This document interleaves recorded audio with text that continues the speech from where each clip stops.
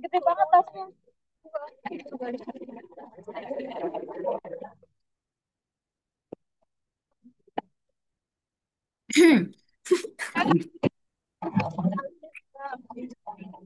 Em, Assalamualaikum warahmatullahi wabarakatuh. Aku duduk samping ya.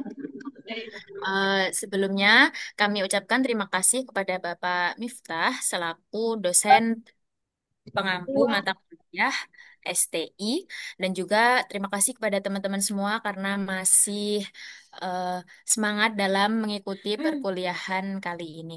Oke, dalam kesempatan kali ini kami kelompok 6 akan memaparkan eh, materi kita yaitu pemanfaatan mobile apps dalam keuangan. Langsung mau perkenalkan kita dulu. Ya. Oke, sebelumnya perkenalkan saya Ifatul Wafa Ilfajriyah dengan NIM akhir 47 dan ada beberapa teman saya yaitu Berliana Saputri dengan NIM akhir 14. Selanjutnya Ada Mahira Gania dengan NIM akhir 36. Selanjutnya ada Sabita Naila dengan NIM akhir 29. Dan ada Khairia dengan NIM akhir 4. Dan yang terakhir ada Raihan Eka Marsa dengan NIM akhir 35. Jadi di sini yang pertama kita akan membahas latar belakangnya. Di era digital saat ini, pengelolaan keuangan pribadi menjadi semakin penting, namun menantang karena kesulitan mencatat pengeluaran, kurang disiplin menabung, minim pemahaman investasi, dan kerepotan transaksi sehari-hari. Kemajuan teknologi menghadirkan solusi melalui aplikasi mobile keuangan seperti Money Lover, Genius, Bibit, dan dompet digital seperti Dana yang memudahkan pencatatan, menabung, berinvestasi, serta transaksi secara efisien. Dengan demikian, aplikasi ini menjadi inovasi efektif untuk mengatasi masalah keuangan sekaligus meningkatkan literasi dan inklusi keuangan masyarakat. Selanjutnya, ada metodologi yang akan dijelaskan oleh Khairia.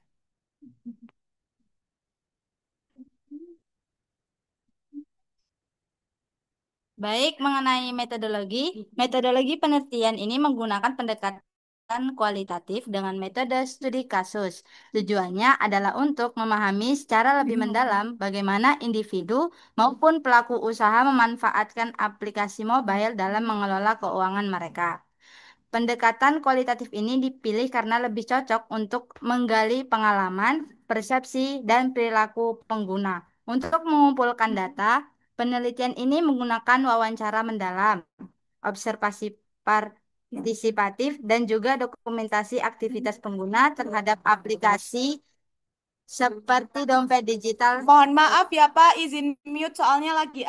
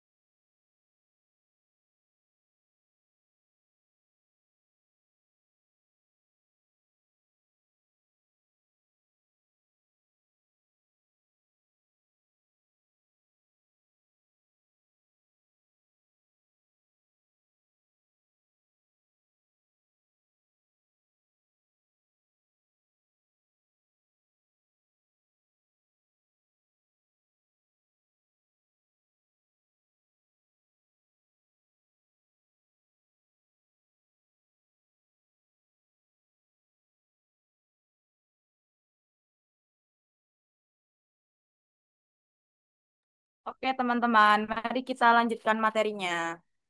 Ya, selanjutnya itu informan dalam penelitian ini dipilih secara purposif. Artinya mereka dipilih secara sengaja karena punya pengalaman yang relevan dan signifikan dalam penggunaan aplikasi keuangan.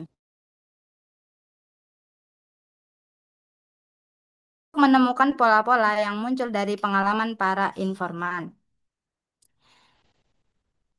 Kemudian yang diharapkan adalah hasil dari penelitian ini bisa berkontribusi terhadap peningkatan literasi keuangan dan inklusi keuangan digital, terutama di kalangan masyarakat pengguna aplikasi keuangan. Sekian dari saya kembalikan ke moderator.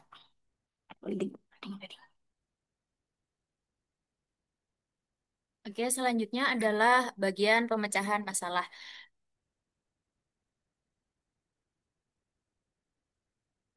Uh, jadi, berbagai masalah keuangan yang dihadapi masyarakat itu dapat diatasi melalui pemanfaatan aplikasi mobile apps. Salah satu masalah umum yang pertama adalah pengeluaran ini. Nah, melalui fitur pencatatan pengeluaran harian, pengelompok serta visualisasi berupa grafik mingguan atau bulanan, pengguna dapat lebih sadar terhadap pola konsumsi mereka dan belajar untuk lebih hemat. Masalah yang kedua yang dapat diatasi dengan mobile apps ini yaitu masalah kurang disiplin dalam menabung. Nah, banyak orang memiliki niat menabung namun tidak konsisten dalam melaksanakannya. Aplikasi bank digital seperti Genius dan Blue by BCA menyediakan fitur auto debit dan tabungan berjangka yang membantu pengguna menyisihkan uang secara otomatis. Nah, fitur seperti penanaman target tabungan misalnya kayak dana darurat, liburan, atau pendidikan juga memudahkan pengguna untuk merencanakan keuangan mereka secara lebih terarah. Selanjutnya akan dipaparkan oleh Oke, selanjutnya yakni masalah yang ketiga ini ada minimnya edukasi investasi. Nah, banyak anak muda itu sekarang merasa ragu dan takut untuk memulai investasi. Alasan utamanya nih ada tidak memahami cara kerjanya investasi, bingung memilih instrumen investasi yang sesuai, takut rugi karena belum memiliki pengetahuan dasar, dan tidak tahu bagaimana memulai atau merasa bahwa investasi itu hanya untuk orang-orang yang sudah kaya atau berpengalaman.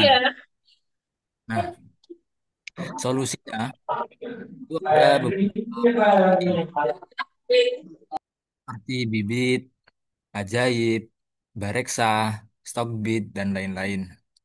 Nah, manfaat dari aplikasi-aplikasi tersebut yakni bisa diakses dengan mudah, lalu modalnya terjangkau, edukasinya juga disediakan oleh aplikasi tersebut, terus investasinya menjadi inklusif, bisa dilakukan oleh pelajar, mahasiswa, gitu. Dan pemantauan real time. Terus yang keempat ini ada transaksi manual yang menyulitkan. Nah, ini di masa lalu kan kegiatan finansial tuh dilakukan secara offline. Itu dengan manual biasanya, dengan membayar, antri. Nah, sedangkan kan pada masa sekarang Gen Z itu sudah mulai canggih, kan males ke ATM, jadi mereka transfer ke teman yang memiliki uang tunai. Nah, terus itu solusinya bisa dari aplikasi Dana, OVO, GoPay, ShopeePay, dan lain-lain. Nah, fitur-fitur dari aplikasi tersebut dapat membayar lewat QR code di merchant offline atau offline atau online. Terus transfer uang ke sesama pengguna, pembayaran tagihan, dan cashback. Manfaatnya dari aplikasi mobile apps tersebut yakni praktis dan cepat, terus efisiensi biaya dan waktu, transparansi, akses finansialnya yang lebih luas, dan yang pasti keamanannya udah terbukti. Nah, teknologi keuangan atau vintage itu lewat mobile apps bukan hanya mempermudah, tapi juga mendorong literasi keuangan bagi masyarakat luas. Oke, sekian materi dari saya. Saya kembalikan ke moderator.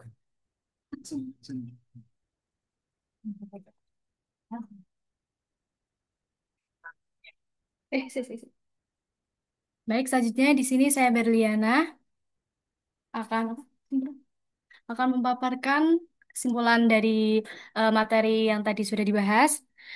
Nah, di era digital ini, tantangan dalam mengelola keuangan pribadi sulitnya sulitnya mencatat pengeluaran, disiplin menabung, minimnya pemahaman investasi, dan rumitnya transaksi manual dapat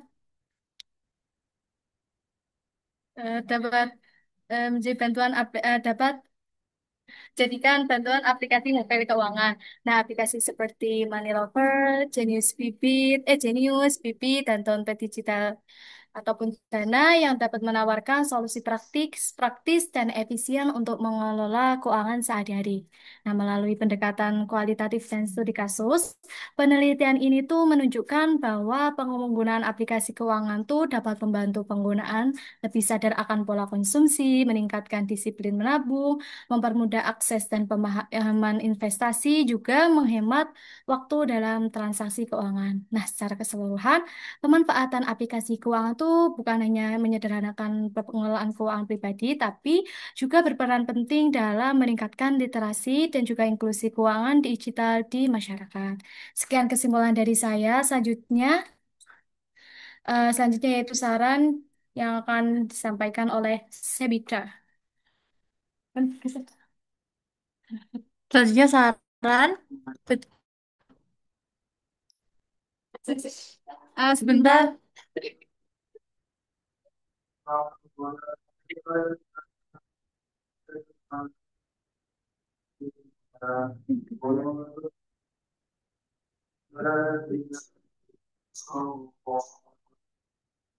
Oke, selanjutnya saran. Berdasarkan hasil pembahasan mengenai pemanfaatan aplikasi mobile dalam keuangan, berikut beberapa saran yang dapat dijadikan bagi berbagai pihak yang terkait. Yang pertama, peningkatan literasi digital dan keuangan. Pihak-pihak seperti pemerintah, institusi pendidikan, dan pelaku industri memiliki peran penting dalam meningkatkan pemahaman masyarakat terkait penggunaan aplikasi keuangan. Edukasi ini bertujuan agar masyarakat tidak hanya mengetahui keberadaan aplikasi keuangan, tetapi juga memahami manfaat, risiko, dan cara penggunaannya secara efektif dan aman. Dengan literasi digital dan keuangan yang baik, masyarakat bisa membuat keputusan keuangan yang lebih bijak, serta terhindar dari potensi penipuan atau penyalahgunaan aplikasi. Yang kedua adalah pemilihan aplikasi yang aman dan terpercaya. Pengguna diimbau untuk berhati-hati dalam memilih aplikasi keuangan. Aplikasi yang aman biasanya telah terdaftar dan diawasi oleh lembaga resmi seperti Otoritas Jasa Keuangan atau Bank Indonesia. Memilih aplikasi yang legal dan terpercaya sangat penting untuk melindungi data pribadi dan finansial pengguna dan dari risiko jahat digital, seperti pencurian identitas atau penipuan keuangan. Yang terakhir adalah peningkatan fitur inklusif. Pengembangan aplikasi keuangan diharapkan terus melakukan inovasi dalam menciptakan layanan yang inklusif. Artinya fitur-fitur dalam aplikasi harus dirancang agar dapat digunakan oleh berbagai kalangan, termasuk mereka yang memiliki keterbatasan dalam hal teknologi atau akses informasi. Antarmuka yang sederhana, bahasa yang mudah dipahami, dan fitur bantuan yang memadai akan membantu memperluas jangkauan penggunaan aplikasi keuangan di seluruh lapisan masyarakat. Secara keseluruhan, kolaborasi antara pemerintah, pengembang, dan masyarakat sangat dibutuhkan agar pemanfaatan aplikasi mobile dalam keuangan dapat berjalan maksimal, aman, dan merata. Sekian dari saya kembalikan ke moderator. Oke, terima kasih. Selanjutnya adalah ini daftar pustaka kita. Selanjutnya, kami buka sesi tanya jawab. Untuk siapa yang mau bertanya, silahkan teman-teman. Atau dari Bapak Miftah. Oke, silakan ke teman-teman dulu aja kalau ada yang mau ditanyakan. Untuk teman-teman, apakah ada yang mau ditanyakan seputar tentang mobile apps dalam keuangan ini? Oke, paling saya mulai dulu aja nggak apa-apa. Untuk mobile apps itu kan Ya. intinya kita bisa menggunakan aplikasi untuk keperluan sehari-hari ya, dan lebih praktis digunakan. Otomatis kan itu fleksibel sekali. Terus mungkin saya cuma memastikan aja kalau menurut pemahaman teman-teman, aplikasi mobile tersebut itu datanya ada di mana? Nyimpen datanya menurut teman-teman.